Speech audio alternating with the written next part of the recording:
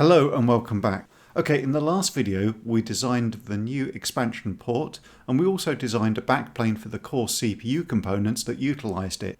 And very unsatisfactorily it didn't work once we transferred all the CPU modules over to it. So at the end of that video I spent some time investigating the possible cause of that, and today I want to go on and research and hopefully find and fix the source of whatever was stopping it working. So let's get straight into it. Okay, let's start off with a recap of where we got to last time. So it's not running and the clock is stuck in reset. Now the step signal seems to work. The clock can run, but it never leaves the reset mode. And we determined that the reset request line is being held by the memory board. It is worth a little bit of a reminder of the reset sequence. The clock, its standard behavior is when you turn it on, it generates a reset pulse from the power monitor, but that puts it into the reset state and then it counts for a few clocks in order to let everything settle before it then drops the reset state. But the reset request line, which is used by the memory system, holds it in reset to give the ROM chip here time to copy. Now importantly, you need one clock in standard reset state in order for the pipelines to actually pick up the reset line and instruct the bus control that the memory lines are available. And that's the memory acknowledge line we found wasn't being pulled low here.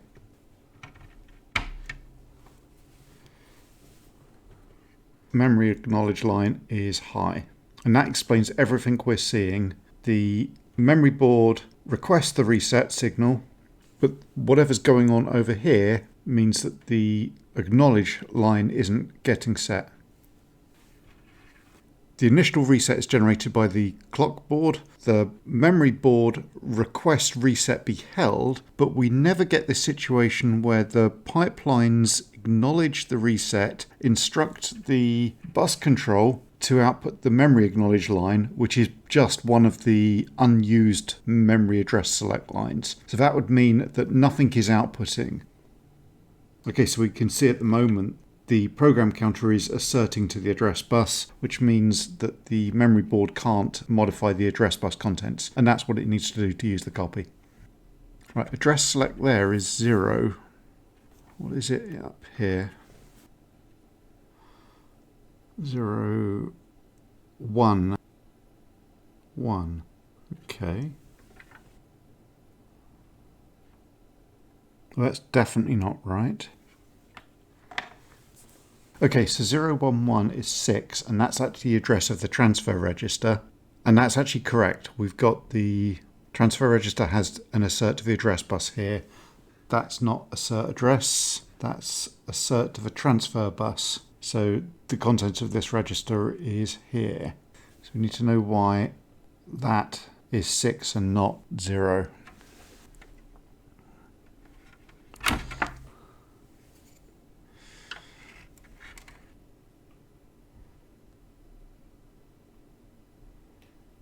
Okay, so it's coming from these 3 lines here.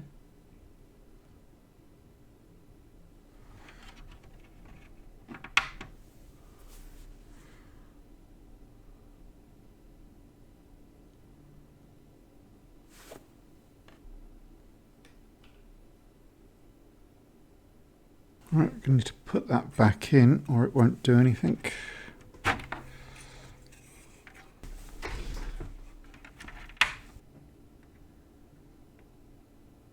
And that's what we're getting there. That's not right.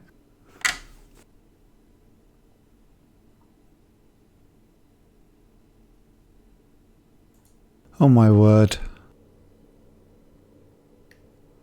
Oh, that is a monumental mistake. Right. Yeah, I have messed this up. Look here on the back plane. Brake is on the right hand side, and on the module, brake is on the left hand side. Pin 0 is at that end. That one's the right way around. But at some point I loaded the backplane board up and these were 90 degrees off while I was doing the PCB design. And I think that must have happened with, say, maybe a change to the outline for this. and I thought I'd put them back right, and I should have double checked. Remember, there was even a bit where I was commenting that these lines would have been easier to route if they were in the same order. That's a total nightmare. I had every opportunity to realise that mistake and missed it. Now, what can I do about this? Okay, so these 16 lines, and hopefully nothing else, are the wrong way round.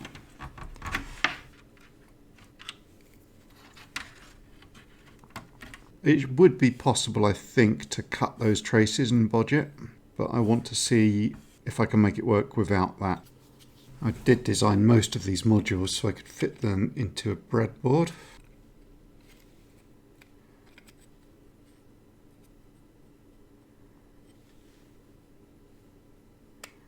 Okay, these don't fit into the turn pin headers. I'd work out some time ago, but if I put a DuPont style header in there, it fits. So that's the instruction input from this board. That's the output. We don't need to worry about that. It's the control inputs. That's the flags, it's the outputs, and that was power. Green needs to be the top bit. Do that for a shorter one. Right, so those should be the right way around. We just need to make the other connections in a straight through, and we'll at least overcome that issue.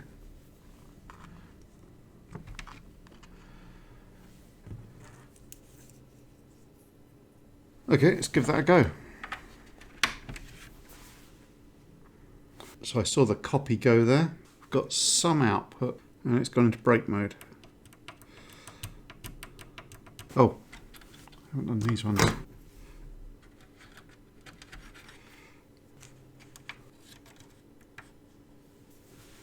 Oh, okay, that's simultaneously promising and slightly worrying. That tells me an awful lot of the circuit is working. In fact, actually, that's...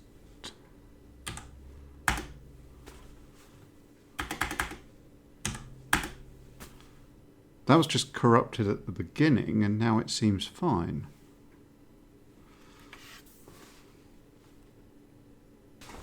Okay, now the UART was connected with this into the side of the pipeline board. So that was the main bus connection and power and ground with a very short connector. Wonder if we've just got a ground path issue.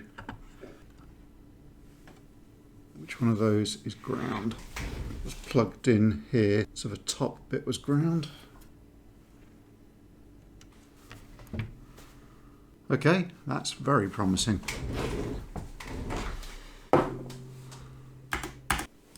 Right, I'm going to grab another piece of code and see what it does.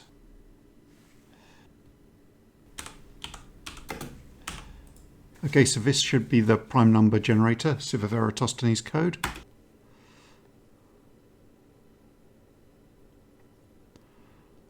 And I think that is the correct numbers. So, okay, so I'm pretty sure that the CPU is working correctly. I'm going to turn his scope off because I didn't need it.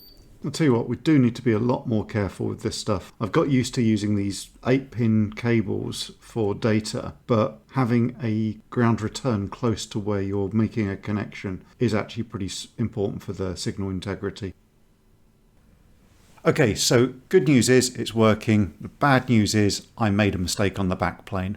And this was my most expensive PCB I'd had made to date, so this is my most expensive mistake to date on this project. And, you know, that's kind of a shame. Okay, now I would like to obviously get this build working in a way that doesn't involve a breadboard hanging off the side, because that's just going to get in the way and prevent us making progress on some of the other components. So I think the first thing I want to do is investigate how plausible it would be to do a soldered wire bodge on the back of this PCB. So let's take a look at the schematic. Okay, so we've got the PC RA flip-flop should be coming from over here, and that will come down. We've got brake goes down to the clock, and that should come from over here. But the bulk of these lines just go and work their way over to the bus control. If only I could have fit the ALU on top of the register stack. I'll have to think about doing something like that for future builds. This is possible, I think, but it would be quite a bit of work and risky. There's a bunch of traces we don't want to cut nearby. Okay, so a bodge is possible, but it would be tricky. So I'm thinking about other ways I could do it. And it does occur to me that the change is purely on the outputs from the second pipeline stage. And whilst we've got all these LEDs connecting them to show what the signals are, there's nothing else specific about those connections. So I think I could make a bodge for this just by changing the contents of those ROMs. So let's give that a go. Okay, so here's my theory. This is the code that builds the pipeline ROMs. So if I were to reverse the order of the 16 bits that go to pipeline stage 2, the LEDs would be displaying the wrong thing, but the board would work.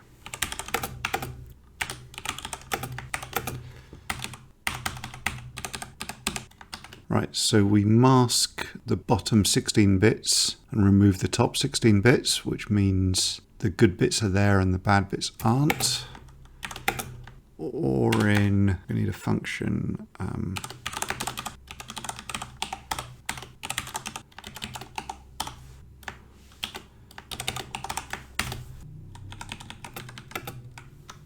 Okay, so we keep the bottom 16 bits, we shift the top 16 bits down, reverse them with this function, and then shift them back up to replace the original copy.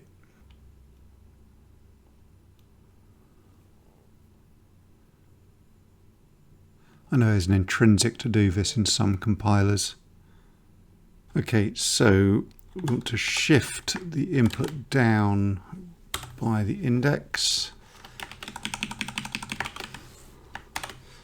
Mask out that bit. And shift it up by the inverse of the index. Let's have a look. That should work. And as we'd expect, it's just changed these two upper ROMs. You can grab a couple of temporary ROM chips and put those in.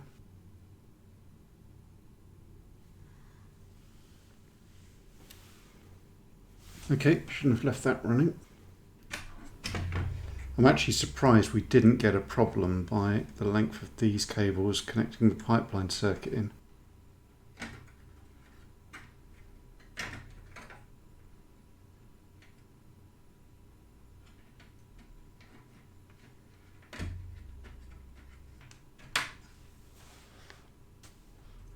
Yes. Yeah, that's working.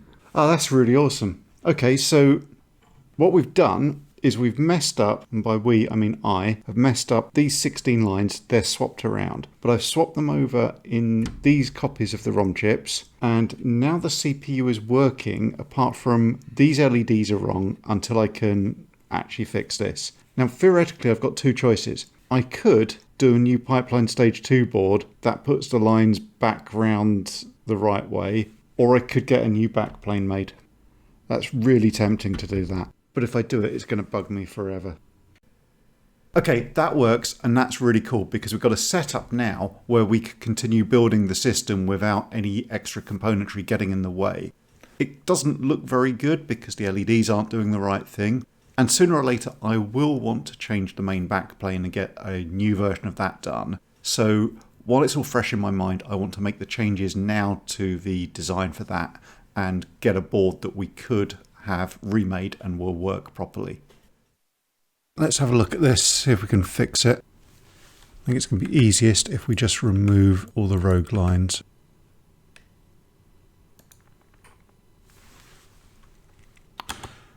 And then we trivially put it back the way it should be. If only we had spotted that earlier.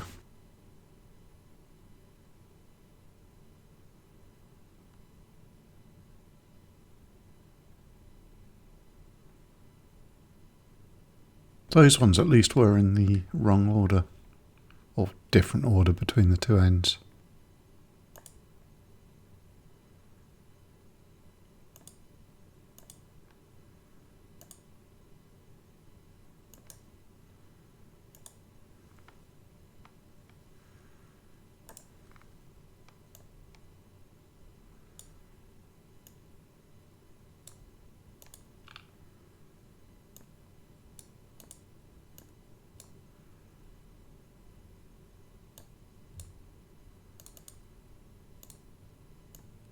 That one was easy. Yeah, I've not done myself any favours with that line.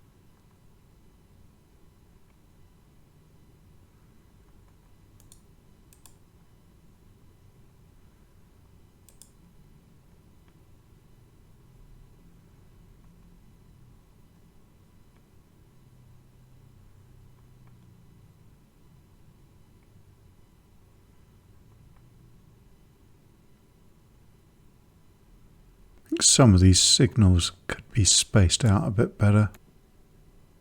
I don't want to rework the entire PCB, but this experience has made me slightly more worried about crosstalk.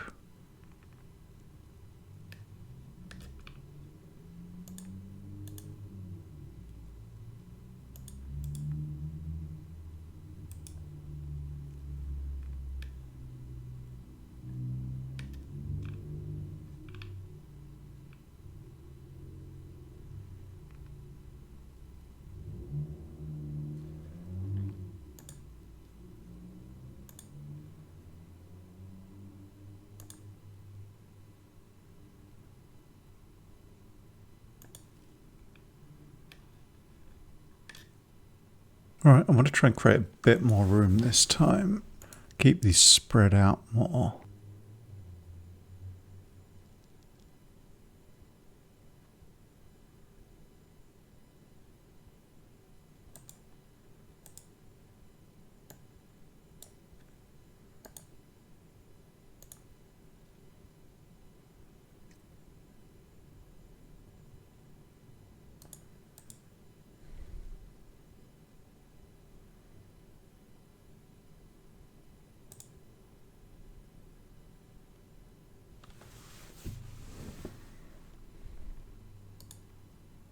Right, I think that's all of the connections properly made now. I'd want to check these.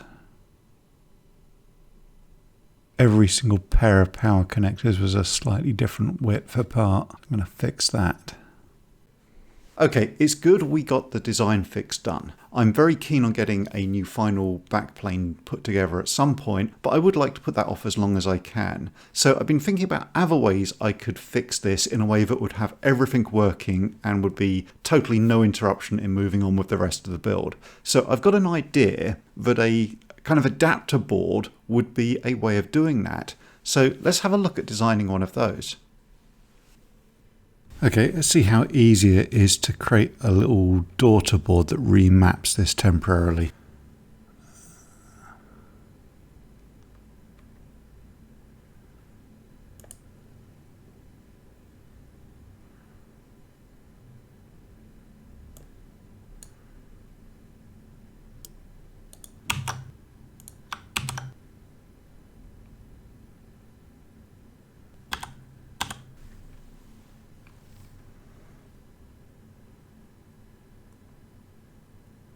Right, so I'm going to move that so it's just half a spot up.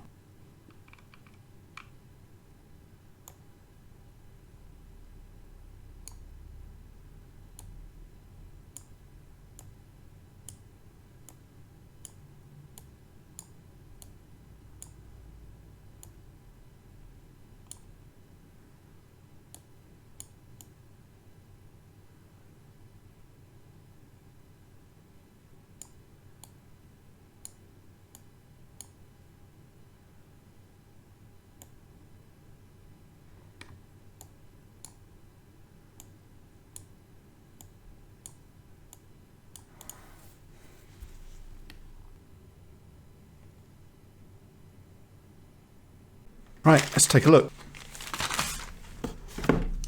Ah, we got some stickers. Haven't had a free gift from JLC for a while.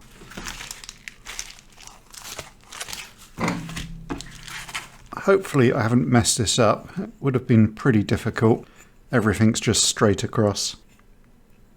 Apart from this one here where we switch everything. And I've got the ground wires cross-connected.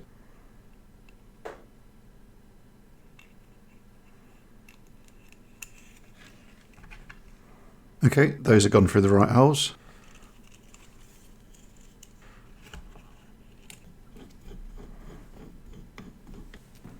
Alright, this first lot should be fairly easy.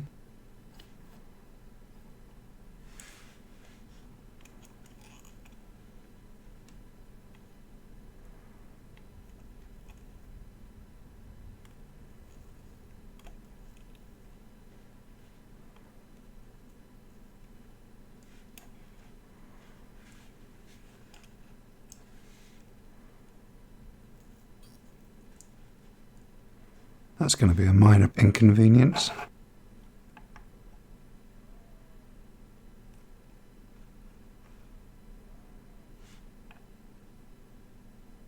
Only one hole is a problem here, so I think I should probably be able to melt the solder in it and push it in.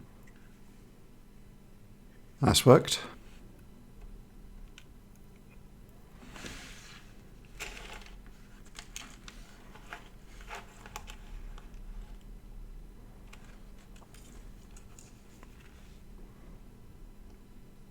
Just need to solder all the other pins now.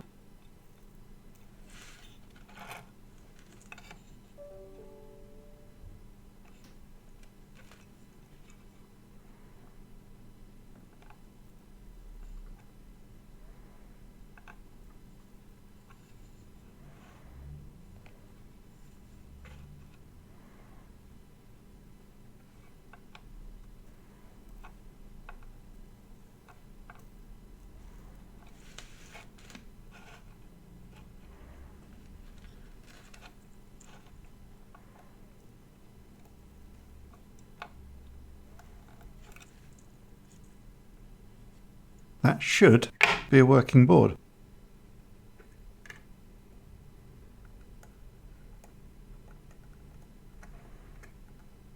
Right, so that second one along has no connection. It's fine on that side.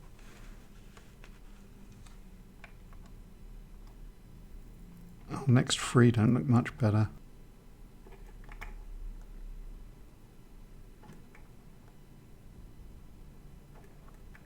So that's the instruction is all good. No neighbour cross connection either.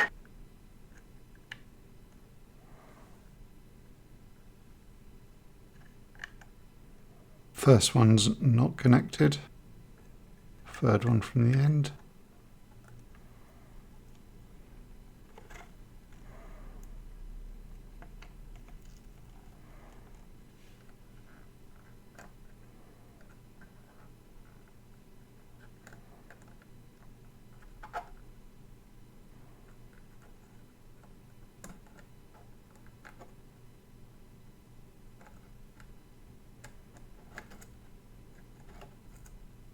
Let's go and see if this works. Right, so in theory, I should be able to drop this in, switch the ROMs back, and then the boards will work as intended.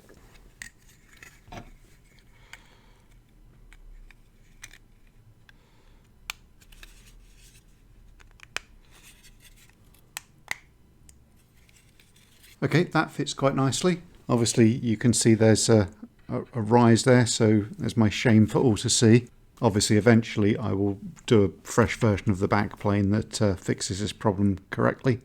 But let's power it up and see if it works. Promising.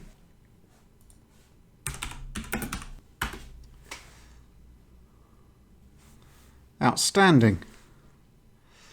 Okay, I mean, as a bodge, that's pretty good. Didn't need to do any soldering on the backplane, and we've got it all working fully. We can see all of the LEDs working correctly, so the temporary ROM bodge didn't give us that, but everything about this works correct. And the shameful looking daughter board here is just a reminder that we need to come back and do a fresh backplane. But I think doing a final refresh of the backplane, fixing that issue, is something I can leave for a bit now, because we've hit the goal of having the CPU combined and having our new expansion bus here. And I think it's definitely the right thing to do now is to move on and start working on the next bits of the circuitry. So I'm hoping the next video I produce will be a new feature set being added to one of the peripheral components. Awesome. Okay, I'm really pleased with that. We've got a system that works and we don't have anything too far out of place. I don't know how obvious it was, but I was really not happy at the end of the last video leaving the system in a non-working state. And now we've got everything in place to go on and work on the peripherals. And I know there's people who are very interested in seeing some of their progress there. So, very, very happy. Thanks a lot to my patrons as always. And I'm looking forward to continuing the build and working on the peripherals and the VGA some more. I'll see you again soon. Goodbye. Oh. Actually, before I go, there's one last thing I want to do.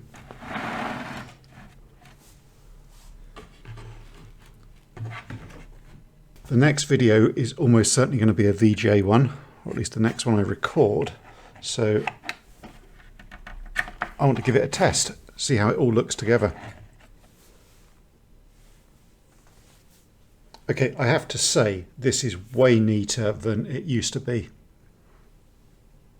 And having the bus connector like this with the breakout board means I can move the modules around an awful lot easier. Like, I normally sit on this side of the build, and so previously when I've been working on the VGA, I kind of have to quite awkwardly move around the cameras and stuff to try and plug bits in and tweak stuff. Whereas now, if I'm working on these peripherals, I can put the boards the other way around. If I'm working on the VGA, I can put it here like this. So that is a big improvement to my working environment.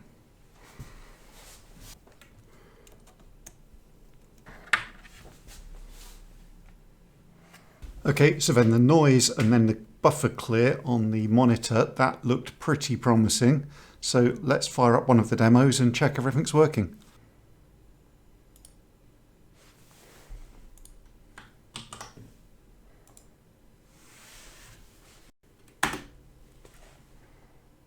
Beautiful. Okay, nothing in my way to get the next bit of the VGA work done now, so I know there's a lot of people out there who would be very interested to see that. I'll see you all again soon.